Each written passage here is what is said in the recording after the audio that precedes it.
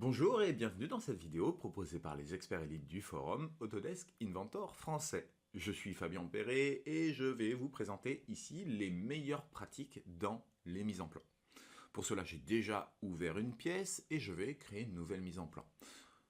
Dans Nouveau, je vais aller chercher le gabarit de mise en plan. Alors ces gabarits sont entièrement personnalisables, mais nous ne rentrerons pas dans ces détails dans cette vidéo.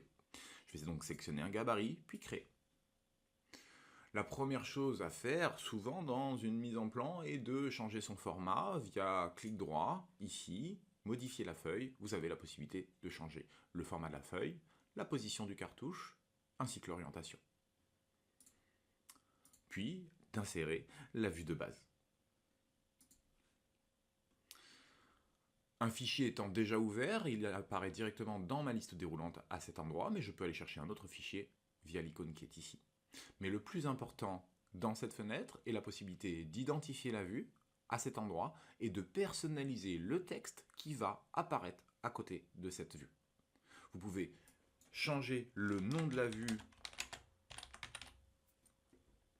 à cet emplacement, cliquez sur l'ampoule pour voir apparaître le texte et vous pouvez changer le texte de la vue en cliquant sur l'icône du crayon qui est ici.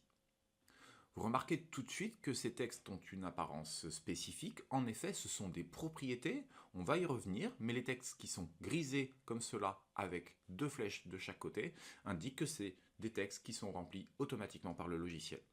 Je vais valider, je vais changer l'échelle, et valider à nouveau. Vous le voyez, le nom de la vue est apparu, ainsi que son échelle.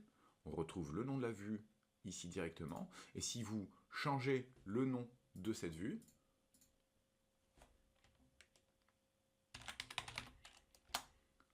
vous voyez automatiquement le texte se mettre à jour.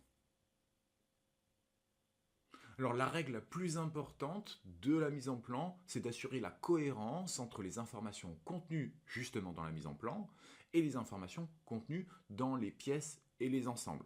De toujours s'assurer de l'homogénéité des informations, de la cohérence. Pour cela, il y a des règles, certes, mais il y a surtout des outils. On va quand même commencer par les règles, et la première, c'est de ne jamais forcer les cotes. Pour cela, je vais vous faire voir comment on peut forcer les cotes pour ne pas le faire, et surtout pour pouvoir contrôler que vos dessins n'ont pas des cotes forcées. Pour cela, on va simplement poser une cote, puis via double clic, on peut rentrer à l'intérieur. Pour forcer une cote, vous pouvez cocher la case qui est ici, et rentrer la valeur que vous souhaitez. Je vous le rappelle, c'est ce qu'il ne faut pas faire. Vous pouvez également, dans le second onglet Précision et tolérance, cocher la case Remplacer la valeur affichée. Il faut à tout prix ne pas forcer les cotes et corriger le modèle dans le cas où la cote ne correspond pas à ce que vous voulez. Vous pouvez également utiliser les propriétés pour vous assurer que vous avez une cohérence entre les éléments qui sont indiqués à l'intérieur de vos pièces et de vos ensembles et votre mise en plan. Pour cela, on va créer un texte. Vous pouvez utiliser un texte ou une indication. Et on va simplement aller chercher dans les propriétés les éléments dont on a besoin. Par exemple, la matière. Dans les propriétés standards. Puis, on va aller chercher matière et insérer la matière. On peut également, par exemple, aller chercher le poids. De la même façon, on va aller chercher dans les propriétés physiques la masse et insérer la masse. De cette façon, vous assurez que les informations qui sont dans votre modèle sont les mêmes que dans votre mise en plan. Mais on peut aller plus loin, on peut également aller chercher un paramètre. Par exemple, j'aimerais aller chercher les paramètres de congé qui sont ici. Le plus simple est de renommer ce paramètre pour le trouver simplement. Alors on va retourner à l'intérieur de la pièce, puis accéder à la fonction, modifier la fonction, et renommer le paramètre en tapant simplement le nouveau nom, suivi d'égal, et valider. À partir de ce moment-là, je peux retourner à l'intérieur de mon élément,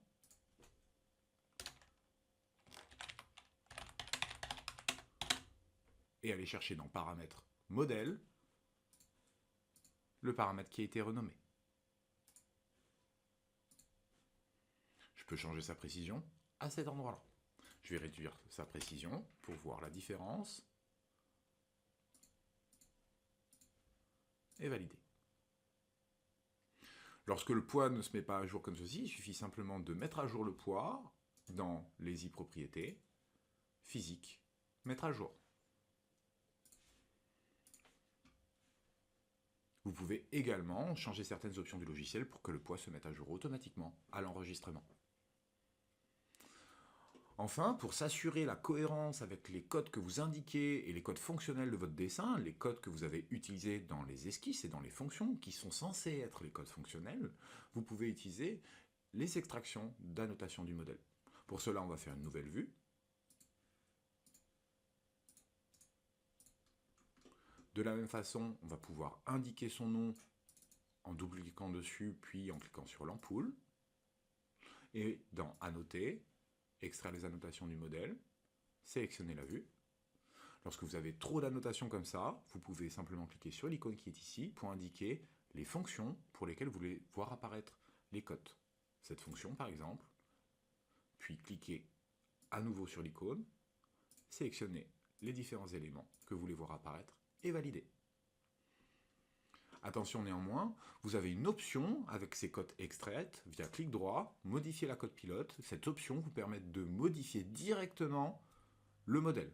Faites donc attention, vous allez modifier ici la cote de 6 mm et le modèle va se mettre à jour.